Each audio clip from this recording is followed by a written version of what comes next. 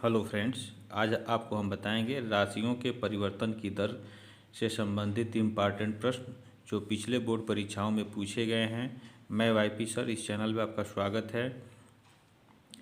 देखें, राशियों के परिवर्तन की दर से संबंधित प्रश्नावली 6.1 पढ़ा दिया गया है। उसके वीडियो का लिंक आपको डिस्क्रिप्शन बॉक्स में मिल जाएगा, तो आप वहां से पढ़ सकते हैं। उसमें भी बताया गया है कौन सा क्वेश्चन जो है इम्पॉर्टेंट है, तो आप उसको विधिवत पढ़ सकते हैं। यह उदाहरण 2 दिया हुआ है कि एक घन का आयतन 9 घन सेंटीमीटर पर सेकंड की दर से बढ़ रहा है। यदि इसके कोर की लंबाई 10 सेंटीमीटर है तो इसके पृष्ठ का क्षेत्रफल किस दर से बढ़ रहा है। यह इम्पॉर्टेंट क्वेश्चन है, यह 2019 में पूछा हुआ प्रश्न है। ठीक है, तो इसे हल करने से पहले इस वीडियो को आप फटाफट लाइक कर लें और इसको अधिक से अधिक शेयर करें। और यदि आप इस चैनल पे पहली बार जुड़े हुए हों तो इस चैनल को सब्सक्राइब कर लें, बेल आइकन घंटी को प्रेस कर लें। ठीक है, इसके बाद फिर आपको बताते हैं हम इसका हल। देखें, यहाँ हम मान लें घन का आयतन भी है और इसके कोर की लंबाई a और इसका क्षेत्रफल s है। ठीक है, तो यहाँ लिखें, माना घन का आयतन भी घन सेंटीमीटर प्रति सेकेंड, ठीक है, कोर की लंबाई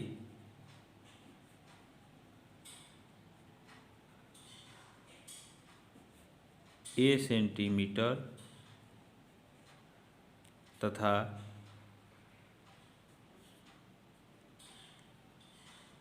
पृष्ठ का क्षेत्रफल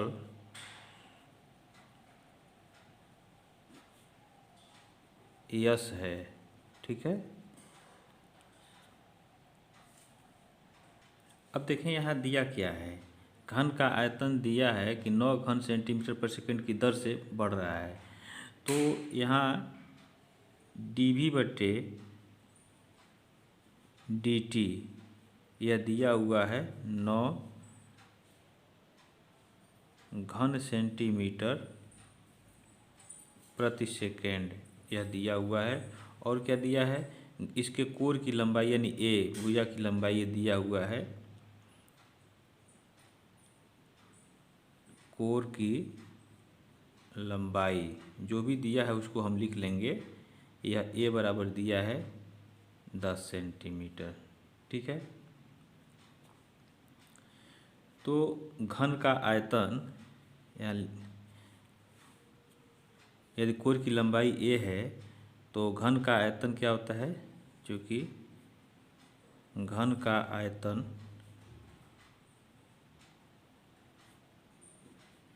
v बराबर होता है भुजा का घन यानी a³ कोर की का घन। अब इसका हम t के सापेक्ष अवकलन करेंगे। यहाँ लिखें t के सापेक्ष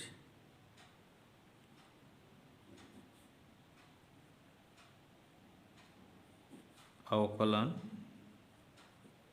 करने पर, चूँकि दर पूछ रहा है किस दर से जो है क्षेत्रफल में वृद्धि हो रहा है या बढ़ रहा है, तो हम इसका t के सापेक्ष जो है अवकलन करेंगे।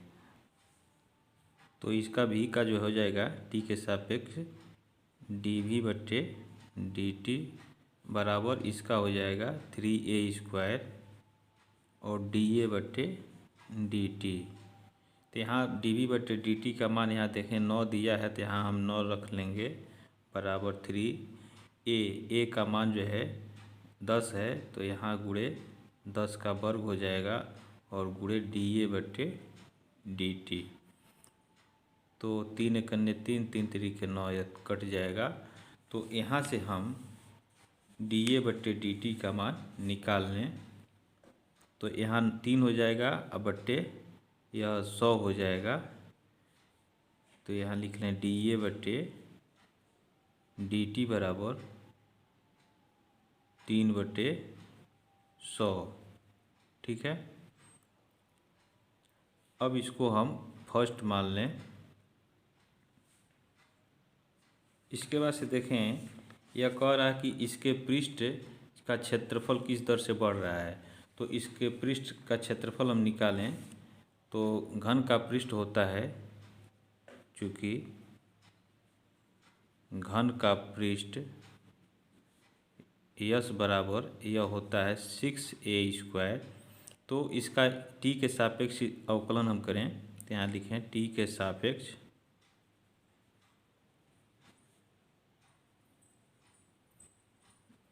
अवकलन करने पर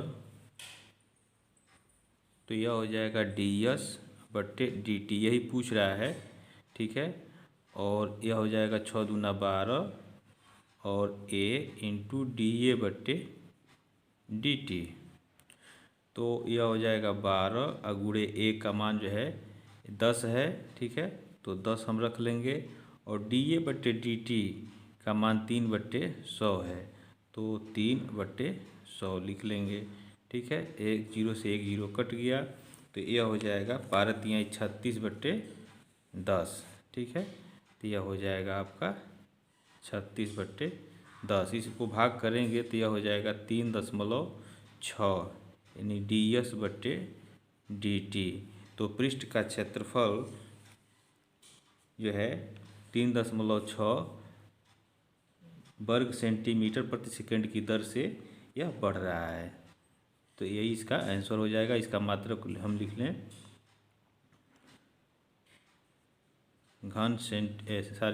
वर्ग सेंटीमीटर प्रति सेकंड। तो यह इसका आंसर हो जाएगा, यह इसका हल हो गया।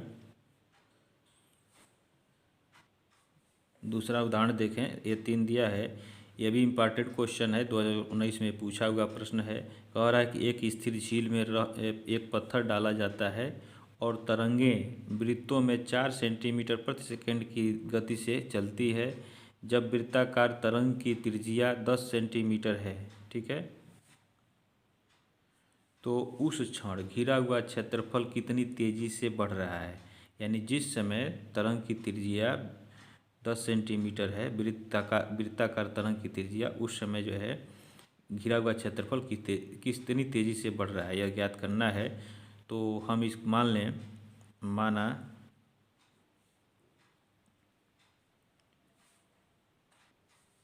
वृत्त की त्रिज्या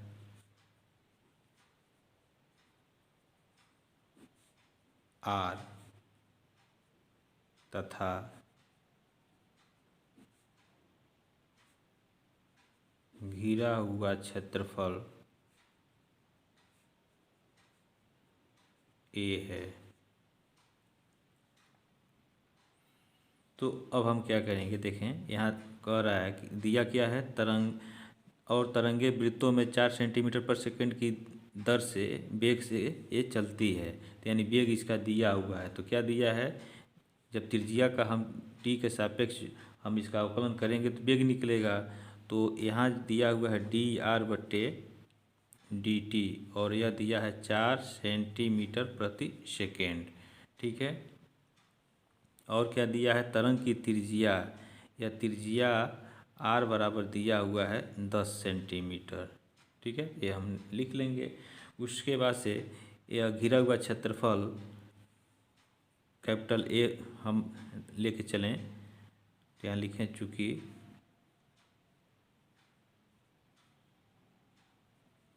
घिरा हुआ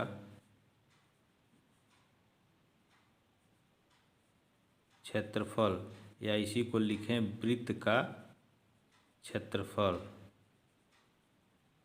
ठीक है, कैपिटल A बराबर यह होता है πr²।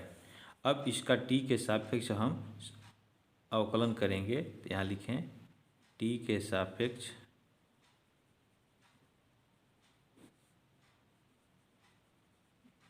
अवकलन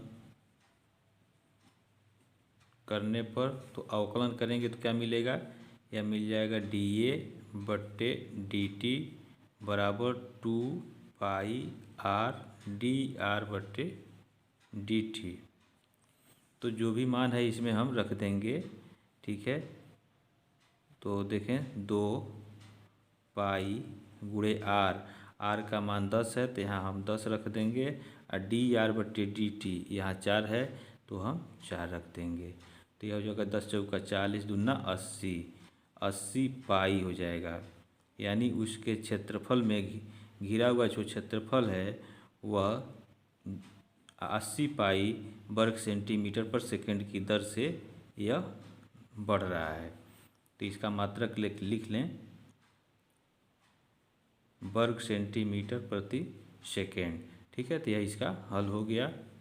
अब इसके बाद से इसी तरह का इम्पॉर्टेंट क्वेश्चन हम आपको अगले वीडियोज में बताएंगे। आपको कोई समस्या हो तो कमेंट बॉक्स में आप कमेंट करें। तब तक के लिए आप इस चैनल पे बने रहें। जय हिंद।